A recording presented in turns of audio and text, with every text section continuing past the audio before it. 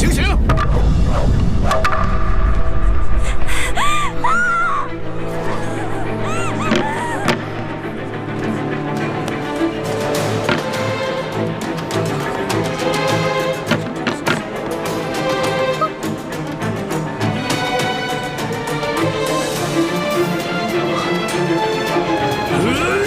刀下留人！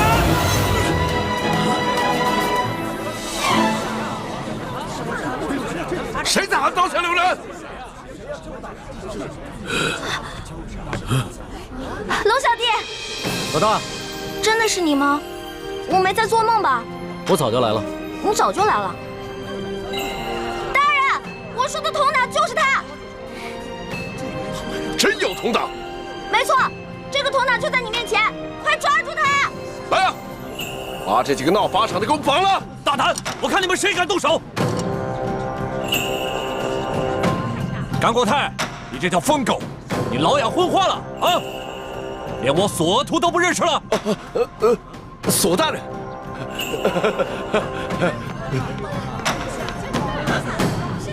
索大人，您怎么来了？我怎么来了？睁开你的狗眼，好好看看，还有谁来了？大人，您这招引蛇出洞，没把蛇引出来，没想到倒引来个真龙天子。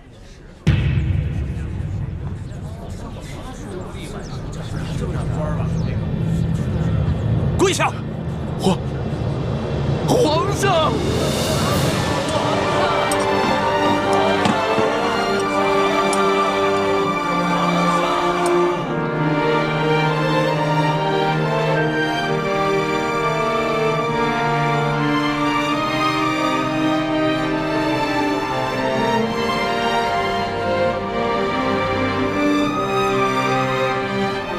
各位臣民，各位百姓，朕接到密奏说，顺天府尹甘国泰贪赃枉法，为求加官进爵，竟大肆抓捕良民，冒充反党，滥杀无辜。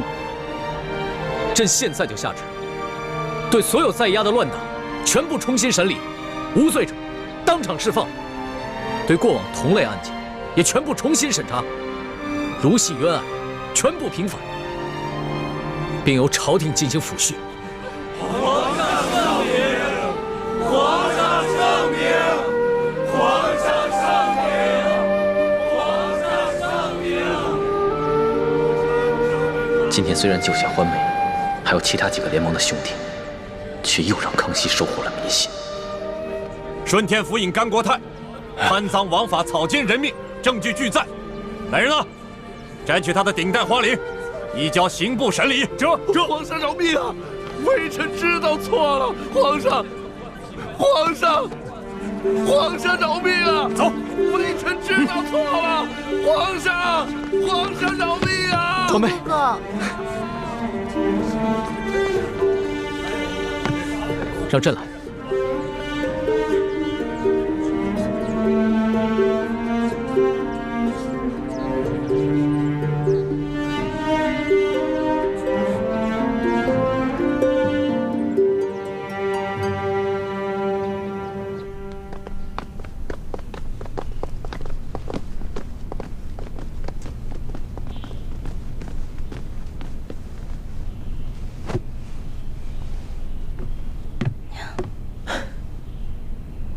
花儿，朕终于找到你了，你终于又活色生香的出现在朕的面前。皇上，你刚才那么任性张扬的把奴婢抱进来，这要让太皇太后看到了，又该说奴婢魅惑皇上，坏了宫里的规矩了。朕顾不了那么多了，你放心，有朕在，谁都伤害不了你。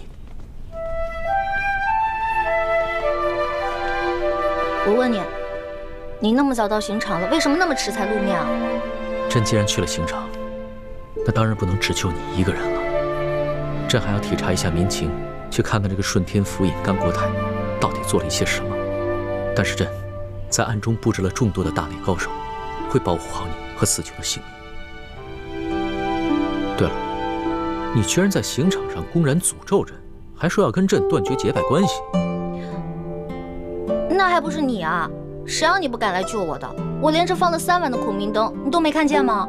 朕也连着放了3晚的孔明灯啊，差点就这么错过了。其实我嘴上骂你，说要跟你断绝关系，那也是为了你好啊。因为我怕我真死了，你就会应了那句同生共死的誓言了。朕知道，你一向是刀子嘴豆腐心的，就是这个甘国泰太可恶了。你好不容易从刘德昭的手上逃脱，又被这些贪官污吏给抓起来。你放心，朕一定会一个一个的办了他，替你出了这口气。你不光要替我一个人出气，我只希望你可以记得在微服私访的时候你对我的承诺，整顿吏治，让全天下的老百姓过上好日子。你放心吧，朕不会忘记的。但是朕现在不想谈国事，你等着。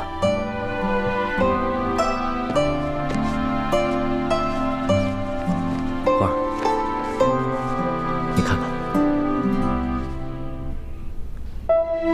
这是我。朕的画工怎么样？也就比我高那么一点点吧。朕还以为从此以后只能在画上见到你了。我也以为我永远都见不到你了，龙小弟。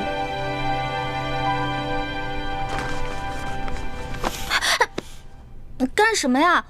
我只是你的笔墨诗书，我又不是你的嫔妃。你别口是心非了。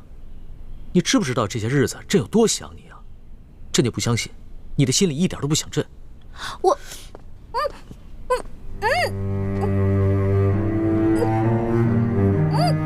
放开我！怎么了？咱们俩又不是没亲过。在山西你重伤的那段时间，都是朕帮你清理伤口的，而且还口对口的为你渡药。别再说了。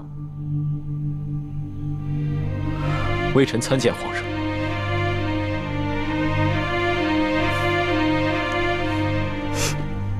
进来吧。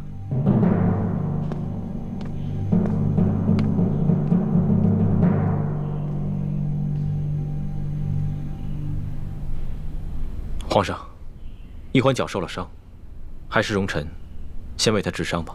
行，你先给他看看脚伤吧。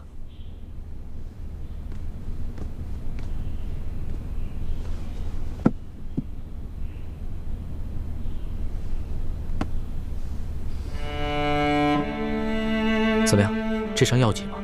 伤得很严重，必须剜掉坏死的腐肉，才能治伤。啊，那不疼死了！早知道受这份罪，我还不如让那顺天府尹把我宰了算了。你胡说什么呢？你当时在山西救朕的时候，那股不惧生死、不畏一切的英雄气概去哪儿了？我根本不想当什么英雄，我只是不忍心看你死而已。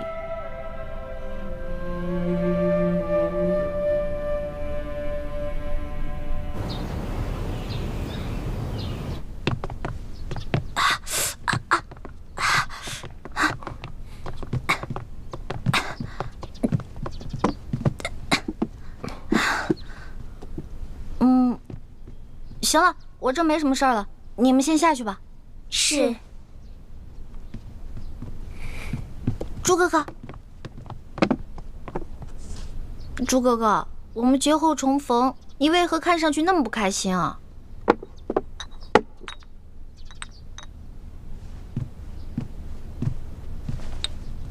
小平内服，大平外敷。我是欠了你钱了，还是偷了你的米了？这脸臭的跟死鱼烂虾似的。世淑姑娘好生歇着吧，下官告退了。哎呀，怎么了？脚疼。活该，谁让你逞能？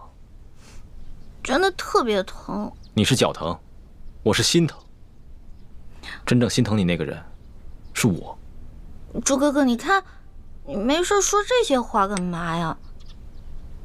哎，说好了，刚才我一个劲儿的跟你说话，是你不理我的。你知不知道这段时间我有多着急，像疯了一样到处找你？可你呢，居然愿意为了康熙这个狗皇帝，舍弃自己的性命。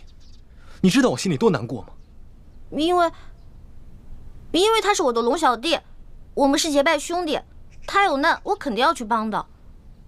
如果他换作是你，我也一定会不惜性命去救你的。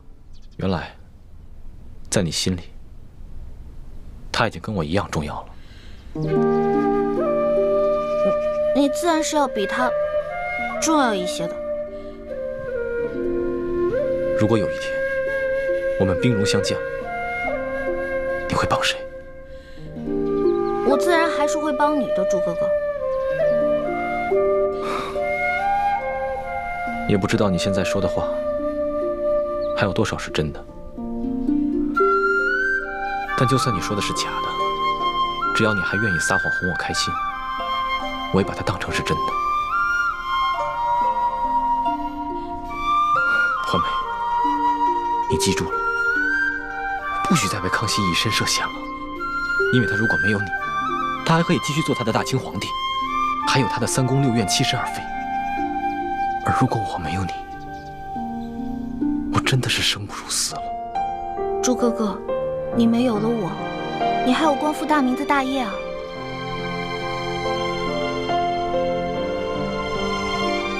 光复大明是我此生最大的责任，可你却是我的命。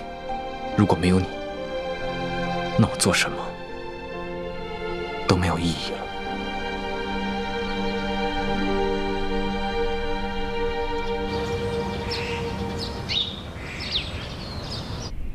皇上竟然为李义欢去大闹法场，这成何体统？太皇太后，其实这也怨不得皇上。那顺天府尹啊，错抓了一批无辜百姓，冒充是对抗朝廷的乱党去邀功。皇上在法场亲自处置了这个顺天府尹，主要是为了安抚民心，倒也不全是为了世淑姑娘。这小丫头失踪了好几日，皇上呢竟然呢魂不守舍的。太皇太后，这皇上在微服私访的时候，世淑姑娘多少次出生入死的去救护皇上。皇上正值青春年少，难免会动了真情嘛。啊，是啊，他那是为皇上立过功，可是不管怎样，他把皇上迷成这样，也都是他的罪过呀。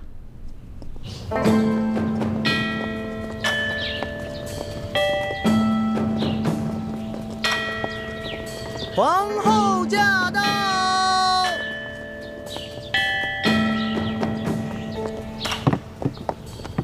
臣妾恭迎皇后娘娘。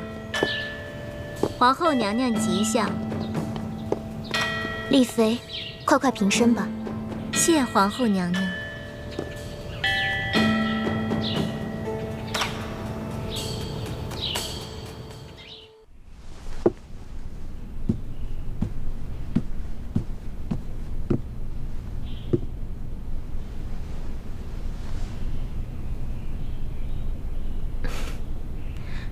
妹妹这如今升了妃位，是越发风华出众了。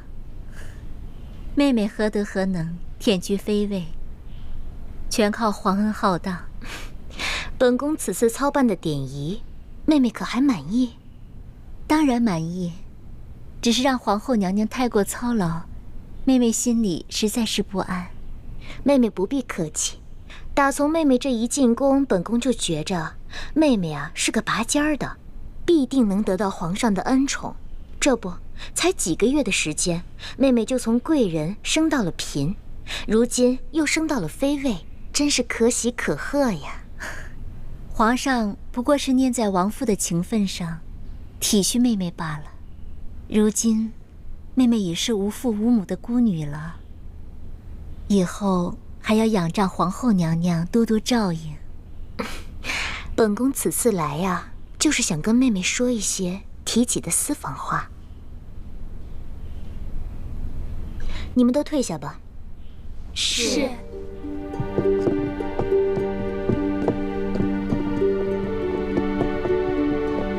妹妹放心，妹妹一看就是个面善的人，不比惠妃、娴妃那几个姐妹，一看就不是一个好相处的。以后在这后宫之中，我就只对你另眼相看。妹妹也不必拘束，尽管把本宫当作自己的亲姐姐。你我姐妹互相扶持，相亲相爱，岂不甚好？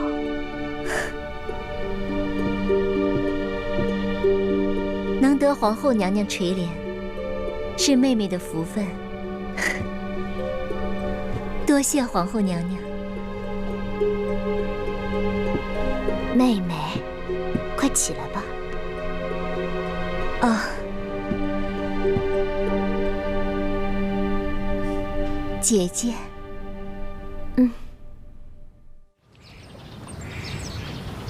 听说妹妹和这个世书姑娘李易欢走得很是亲近。说不上亲近，只是皇上吩咐了，说世书姑娘生性好动，怕闷，命妹妹时常去永乐斋多走动。皇上曾吩咐过本宫和所有的嫔妃，无事都不要去永乐斋。这意思是不希望我等和这个李易欢有所交集，却唯独让妹妹多去永乐斋走动走动。看来皇上心里对妹妹，也是对别人有所不同的。姐姐千万别误会，只是皇上看妹妹性子软糯，不易与人起争端，所以才吩咐的。如今妹妹已是无父无母，无依无靠，皇上的吩咐，妹妹不敢不听啊。感情在皇上的心里，妹妹还不及李易欢尊贵。妹妹是堂堂丽妃，倒成了陪她一个笔墨世书解闷儿的，可不是吗？啊，妹妹，不瞒你说，本宫看到皇上为了李易欢如此着迷，本宫真是忧心如焚呢。姐姐，您贵为皇后，乃是后宫之主，那李易欢再受宠，也不会威胁到您的。如果只是威胁到我这个皇后，倒也是好了。就怕他威胁到的是皇上，是我大清的江山。啊！姐姐何出此言？你此次跟皇上在山西被刘德昭和一帮神秘杀手追杀，显然是身边出现了奸细，故意泄露了你们的行踪。这思来想去，唯有李氏兄妹最为可疑了。可是皇上跟妹妹说，那些刺客都是平西王的手下呀。可能这李氏兄妹就是平西王派来的奸细。李易欢此次舍命救皇上，有可能就是一出苦肉计吧。妹妹，你说本宫能不忧心吗？不瞒姐姐，此次我随皇上出巡，我看这李氏兄妹倒没有什么可疑之处啊。这知人知面不知心呢。妹妹，哎，眼看着后宫之中，你是唯一一个能够进出永乐斋的嫔妃了，不知妹妹可否愿意为了姐姐多多注意这李易欢的动静呢？姐姐放心，一旦我有什么发现，立刻向姐姐禀报。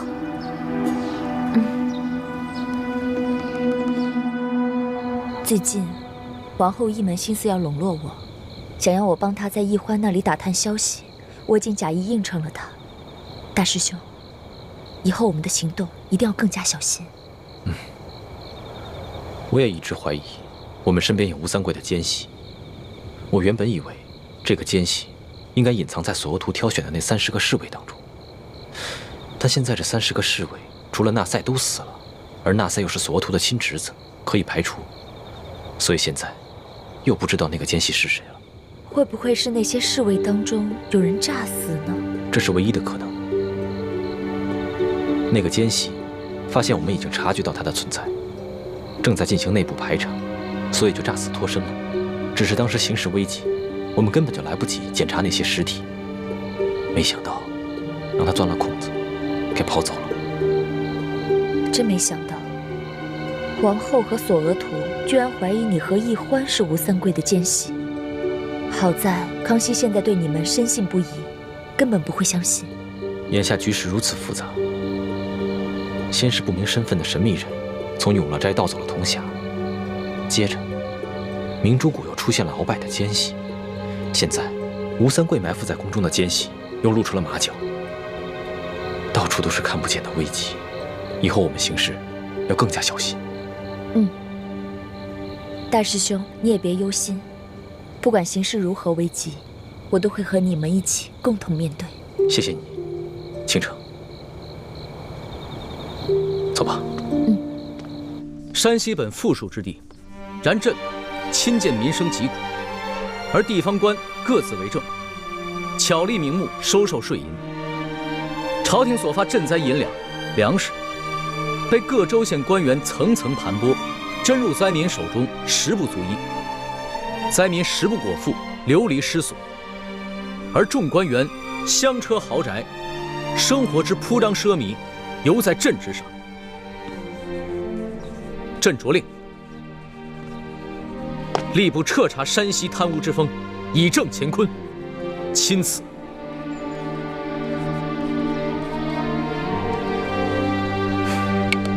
好了，龙小弟，写完了。你来看看怎么样？老大，看来你在我这个小弟的调教之下，这个字儿啊大有长进。只是没想到你身为女子，居然写的字儿能有几分朕的风范。主要啊，还是你的这封诏书内容写得好，这听得我呀是痛快淋漓的。以前小的时候，在我们老家，每一次闹饥荒，饿死很多人，当时看着吧，就觉得特别惨。那个时候，你一定在心里把朕骂了几百遍吧？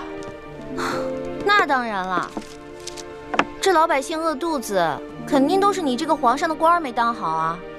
皇上呀，可不是个官儿。皇上怎么不是官了？虽说这贪污赈灾银两的是山西的地方官，可是呢，你这个皇上可是最大的官儿，这都是因为你的失职导致的。这番话要是在朝堂之上任何一个人说了，朕都不会轻饶的。可现在不是在朝堂啊，而且我也不是别人啊。那你说，你是朕的什么人？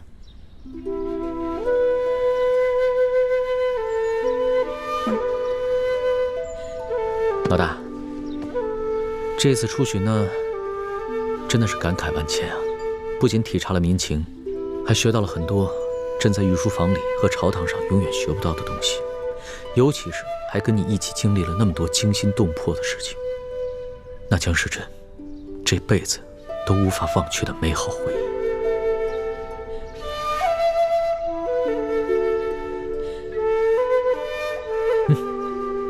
你看看这个，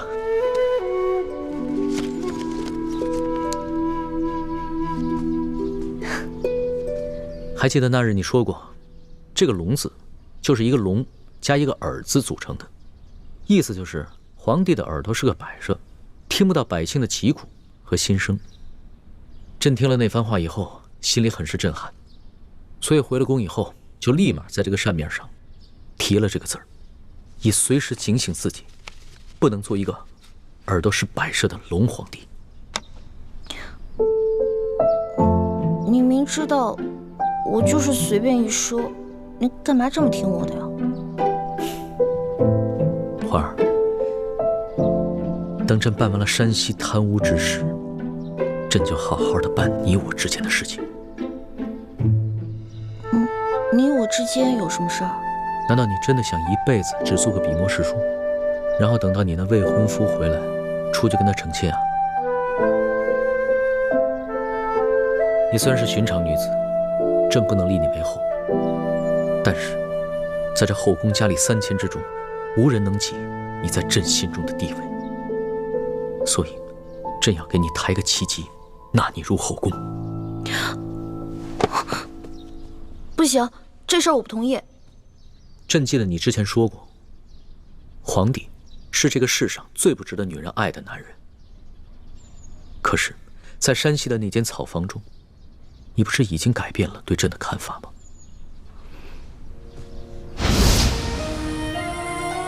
我之前说过，你是天底下最不该爱的人。可是现在我收回这句话，你真的很好。在那间草房中，咱们同居了数日，朕看过你的身子，也把很多第一次都给了你。难道你真的可以做到心里放着朕，还出去跟你那个杳无音讯的未婚夫成亲吗？大不了我谁都不嫁，我不嫁给他，我也不嫁给你。为什么？龙小弟，你是个好皇上，但是我想要的是个夫君，一个只属于我自己的夫君，而不是让这后宫女人又爱又怕的皇上。可是朕没有让你怕朕啊，难道你单独跟朕在一起的时候会感到害怕吗？龙小弟，你能只做我一个人的夫君吗？你不能。我不想跟东宫娘娘、跟西宫娘娘共享一个丈夫，你懂吗？一个妻子想见自己丈夫的时候却见不到，每天打扮好，期待丈夫发慈悲似的出现，对着蜡烛垂泪，这种生活不是我想要的。反正你已经后宫佳丽3000了，少我一个又如何呢？你明知道朕是一个君王，朕不可能只有你一个女人。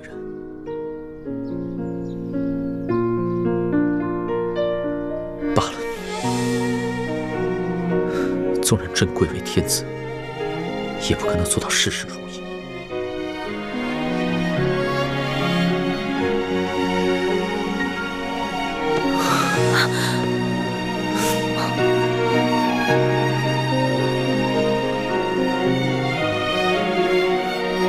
朕只有珍惜有你陪伴的每一刻了。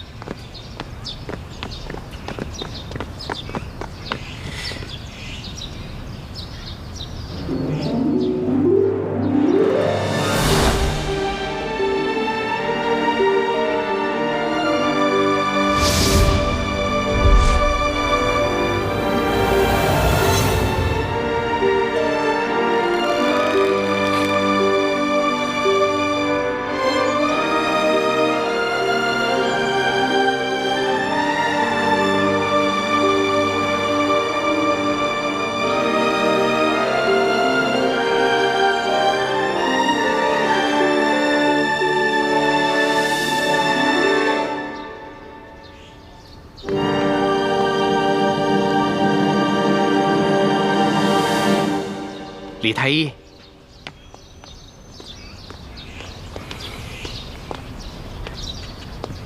公公有什么吩咐吗？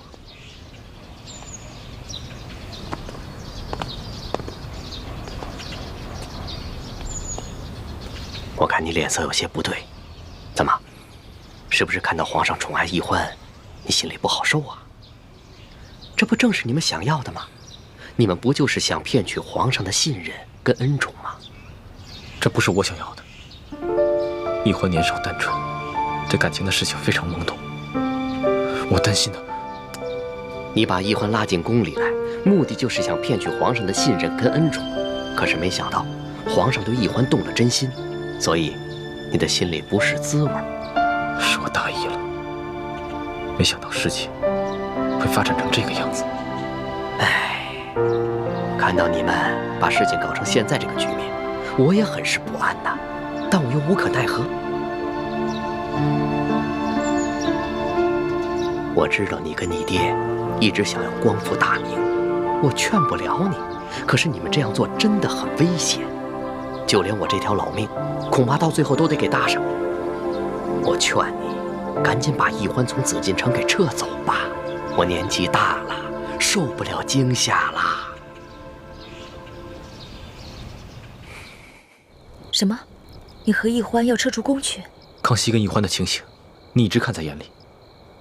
我不能把奕欢留在宫里了。我明白你心里的痛苦，那你们就先撤走吧。这寻找铜匣和查出明珠谷内奸的任务，就交给我吧。眼下宫里的局势如此复杂，把你一个人留在宫里，太危险了。有你这份担心就足够了。你放心吧，我会保护好自己的。对不起，倾城，我是不是太自私了？大师兄，你别这么说。如果任由小师妹留在宫里和康熙继续发展的话，对你来说就是一种折磨。对奕欢和我们著名联盟来说，也未必是一件好事。趁他现在对康熙的心思才刚刚开始，赶紧把他撤走吧。谢谢你，倾城。只有你，无论在什么时候，都会为我着想。但是，我却无以为报。大师兄，你的平安和幸福，就是对我最大的回报。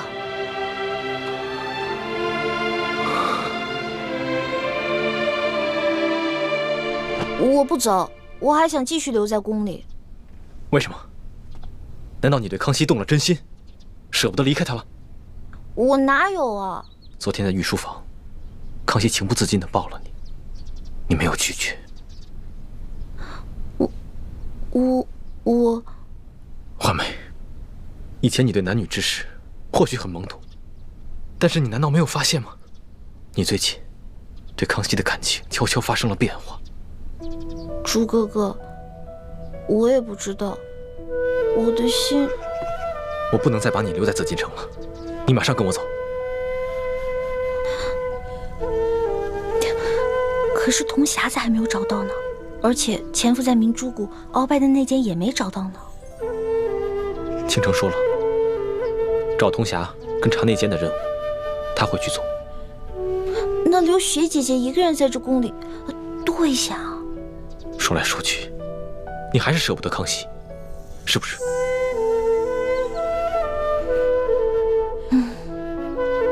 这里就像一个大金笼子，我不可能在这待一辈子的，早晚都会撤的。但是走之前能不能再给我一段时间啊？龙小弟说了，那个刘德昭已经奉旨进京了，难道你不想看一看他就地伏法、大快人心的下场吗？